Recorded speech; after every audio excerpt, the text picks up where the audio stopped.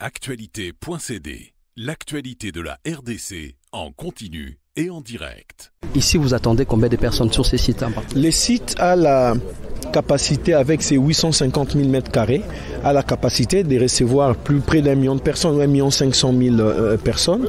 Donc si 1,5 million de compatriotes s'est déplacé, ils trouveront bien la place pour bien suivre la messe dans de meilleures conditions, non seulement d'accès, des sons, mais aussi des visibilités, parce qu'il y a quand même une bonne vingtaine d'écrans géants qui sont placés sur les sites, 30 accès pour pouvoir permettre aux Congolais d'accéder, mais aussi des accès qui se transformeront après en voie des sorties.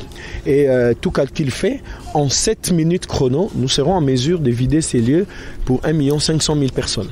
Est-ce qu'on est sur la piste? Est-ce qu'il y aura également, on va dire, des sièges sur la piste? Est-ce que la piste va être occupée par les fidèles qui vont faire les déplacements? La piste va être complètement isolée, tous les voies d'accès, et d'ailleurs en dehors de la piste qui ne va pas être occupée. Chaque zone compartimentée ici est séparée de l'une de l'autre d'au moins 10 mètres d'espace de dégagement. C'est vraiment afin d'assurer une bonne mobilité des personnes dans les sites. Donc vous pourrez vous déplacer à 10, à 15, à 20 et venir même assister à la messe en famille, parce qu'il y a autant des éléments de commodité installés, notamment des toilettes, des dispensaires, non seulement des dispensaires, des cliniques mobiles, aussi bien en termes d'hospitalisation, en termes d'observation, mais on peut vraiment aller même au-delà, même en termes d'intervention chirurgicale s'il le faut. Toutes les dispositions sont prises. Vous avez déjà eu cette question, mais pourquoi ici, pourquoi pas ailleurs? Qu'est-ce que ces sites offrent que d'autres sites n'offrent pas? Alors on sait très bien que le trafic aérien a été interrompu pendant cette période.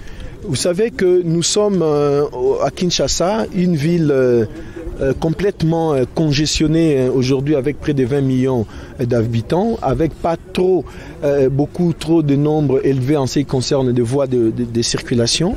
Et Ndolo, c'est le seul site aujourd'hui au niveau du centre-ville de Kinshasa qui offre la possibilité d'accueillir plus ou moins 1 500 000 personnes. Je disais lors de ma dernière sortie, et quand vous prenez en termes de comparaison, Ndolo, c'est 150-170 terrains de football mis ensemble. Donc vous voyez, un tel site au niveau du centre-ville, on ne peut pas les trouver. Il y avait la possibilité de déplacer l'événement, par exemple, un peu plus vers l'est, Maluku et autres, mais quand vous voyez des conditions d'accès déjà aujourd'hui à l'aéroport d'Ndjili, s'il faut déplacer 1,5 million de compatriotes des Kinois qui doivent aller de ces côtés, donc ça risque d'être une catastrophe, alors qu'ici, se retrouvant au centre, avec les 30 accès ouverts, Ndolo peut desservir ceux qui viennent du côté de Barumbu, Kinshasa, du côté de Lingwala, c'est-à-dire du côté du nord-ouest de la ville, ceux qui viennent du côté du sud-est et ceux qui viennent du côté de l'est. Donc ça se retrouve à un carrefour qui permet à tout le monde de pouvoir y accéder sans problème. Quand est-ce que vous allez livrer tous les ouvrages? Nous avons une première livraison provisoire et technique le 25, parce que nous projetons une première répétition générale sur les sites au 27 de ce mois et une dernière au 30 janvier courant. Et la dernière semaine, c'est vraiment des travaux simple d'embellissement. Vous savez qu'on est en saison de pluie, quand bien même que nous tendons vers la petite saison sèche. Quand je vous parle des moquettes, par exemple, à aménager sur les tribunes qui sont déjà aménagées, mais quand il faut couvrir de la moquette avec toutes les pluies que nous connaissons aujourd'hui, si vous les implantez maintenant, quand il faut faire la décoration en fleurs naturelles, et quand il faut installer les chaises, quand il faut tout installer, donc il y a des éléments, des petits éléments qui prendront 3, 4, 5 jours que nous travaillerons du 25 au 30. La plupart des structures ici sont construites en matériaux durables.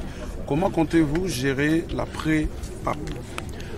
En fait, c'est vrai que la tribune en soi et d'autres structures sont en matériaux durables, mais la durabilité, nous l'avons couplée également à la pérennité de ces sites ou à la suite de ces sites qui est un site opérationnel sur le plan des transports aériens, dont Ndolo doit continuer à fonctionner.